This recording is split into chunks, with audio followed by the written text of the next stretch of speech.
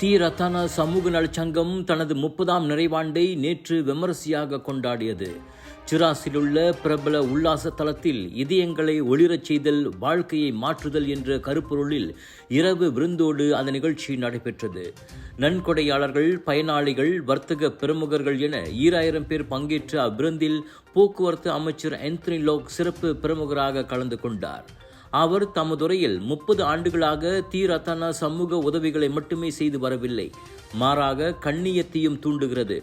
இன்று உறுதியான மாற்றமாக மாற நாம் உறுதியெடுப்போம் என்றார் அவர். கலாச்சார நடனங்கள், இசை நிகழ்ச்சி, கேப்-ஆப் ஃபியூஷன் நடனம் என தி ரத்தன குழந்தைகள் தங்களின் திறமையை வெளிப்படுத்தினர். 30ஆம் நிறைவாண்டின் அடையாளமாக தி ரத்தன நிறுவனர் Dato doctor K Sri Dhammaratana, தலைவர் Dato Sri doctor K Sai தலைமையில் கேக் வெட்டப்பட்டது.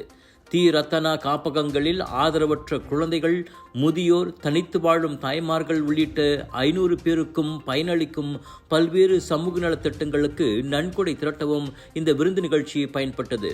கடந்த ஆண்டு 1500 பேர் மட்டுமே பங்கேற்ற நிலையில் இவ்வாண்டு 2000 பேர் வந்திருந்தது தி ரத்தனாவின் சமூக நல காரியங்களுக்கு அதிகரித்து வரும் ஆதரவை புலப்படுத்தியது.